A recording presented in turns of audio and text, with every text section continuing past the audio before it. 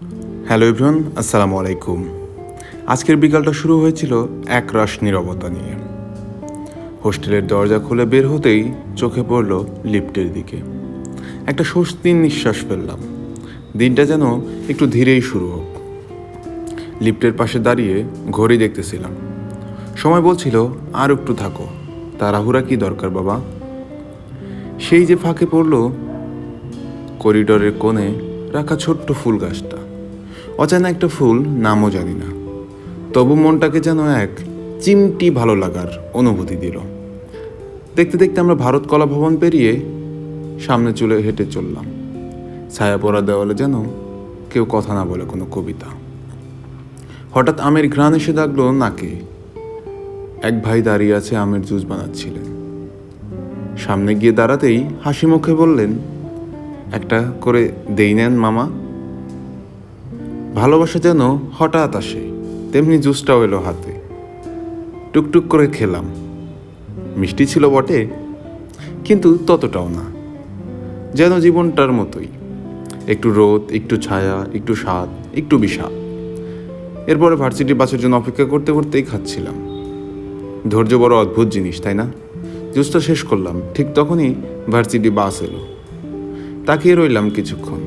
চাপা শব্দে নিজের মনেই বললাম, আর যাই না, অন্য দিক হবে। তো দেখতে দেখতে চলে এসেছি লঙ্কা। ভার্সিটির বাসের ভিতরে অধিকাংশ মেয়ে থাকার কারণে ভিডিও করিনি। বাসের কোনো ভাড়া ছিল না। আমার গন্তব্য Godowlia. Not just a place. আজকে একটি এলোমেলো অথচ কিন্তু সকালটা বিকালটা বেশ সহজই ছিল। আমরা দেখতে দেখতে লঙ্কা বাস টানে কলার দোকানে দেখলাম। এরপরে আমরা উঠে বসেছি একটি টোটোতে। আমাদের ওখানে বলে সিএনজি। এখন আমরা এখান থেকে যাব গদুলিয়ার দিকে। চলেন যাত্রা শুরু করা যাক। সিএনজিতে উঠে বসলাম আমরা। একটা লম্বা, যেন গল্পের মতো পথ পেরিয়ে পৌঁছে যাচ্ছি। হাজারো ব্যস্ততা ছিঁড়ে শহরের বুক চেরিয়ে বেড়ে যাচ্ছি, ছুটে চলেছি গদুলিয়ার দিকে। গাড়ি থামার কোনো নামই নেই, বাট বলতে বলতেই গাড়ি থেমে গেছে। আমরা হাঁটছি গদুলিয়ার দিকে। আপনার গদুলিয়া এসে এখানে এই ব্যস্ততম রাস্তায় একটা জিনিসই মনে পড়বে, পথ লম্বা কিন্তু ক্লান্তিকর না। মূল পয়েন্টে দাঁড়িয়ে চারদিকে একবার ক্যামেরা ঘুরালাম। এই শহর, এই ভিড়, এই নীরবতা, এই ব্যস্ততা, ক্যামেরা ধরতে চাইলাম একটু অন্যভাবে। তারপরে হাঁটতে শুরু করলাম। দুই পাশে দাঁড়িয়ে বড় বড় ইমারত, গাছের ধারে ছোট ছোট দোকান, স্কুল শিশুদের চঞ্চল পা, কলেজের ছেলেমেয়েরা ক্লান্ত অথচ হালকা হাসি নিয়ে ফিরছে বাড়ি। রিকশায় চড়ে যাচ্ছে বৃদ্ধ, তার পাশ দিয়ে ছুটে চলেছে এক মোটরসাইকেল, কখনো সঠিক পথে, কখনো উল্টো পথে। দোকানদারের মাথায় হাত নেই, বিশাল কোনো সাইনবোর্ড নেই, কিন্তু চোখে পড়ার মতো মানুষ। কেউ ফোনে কথা বলছে, কেউ চা খাচ্ছে, কেউ হাঁটছে, কেউ নীরবতা বিভোর। এই শহর, এই প্রতিটি মুহূর্ত যেন বদলে দেয় মানুষ আসলে একাই, ভিড়ের ভেতর থেকেও একা।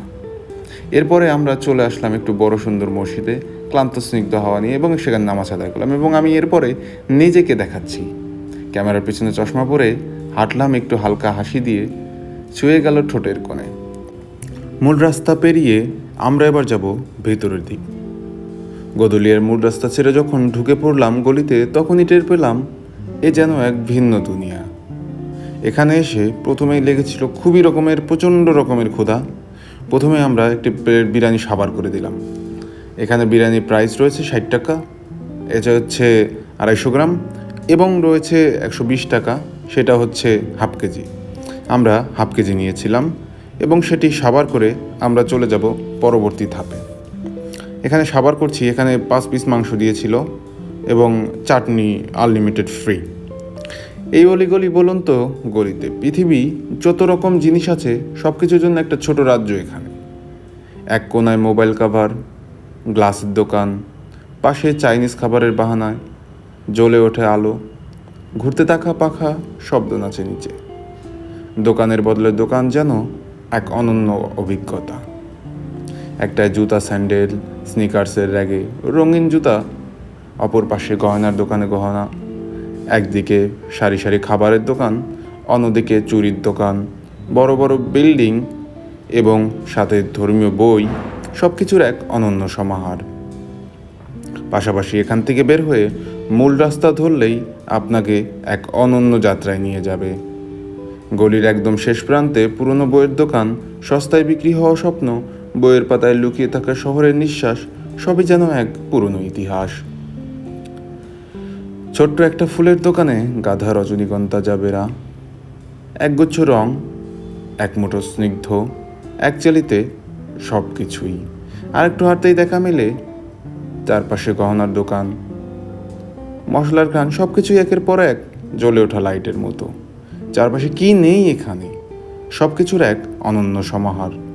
বাচ্চার থেকে বুড়ো, বুড়োর থেকে বাচ্চা, যৌবনের থেকে সকল ধরনের মানুষের জন্য সকল কিছুই এখানে বিদ্যমান। মিষ্টির দোকান বলেন বা যে কোনো দোকান বলেন, সব কিছু এখানে খুব সুন্দরভাবে খুব কম মূল্যে পেয়ে যাবেন। এটি আপনি ধরতে পারেন বারাণসীর ভিতরে সবচেয়ে চিপেস্ট এরিয়া আর কি। এখানে যেমন হাই কোয়ালিটি জিনিসও পাবেন, লো কোয়ালিটি জিনিসও পাবেন।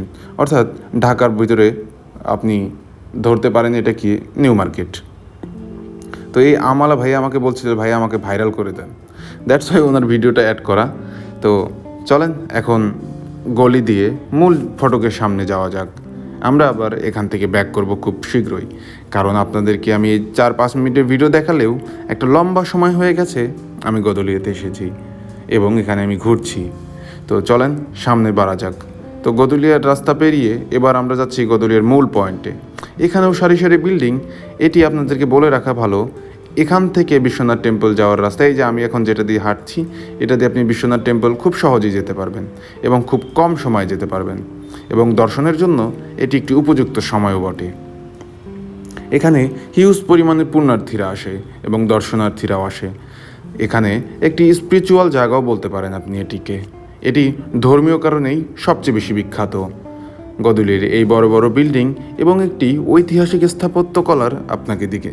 স্থাপত্যকলার দিকে আপনাকে নিয়ে যাবে, কারণ এখানকার স্ট্রাকচারগুলো যেমনই হোক, এখানকার ভেতরে পরিবেশ অন্যরকমভাবে সুন্দর।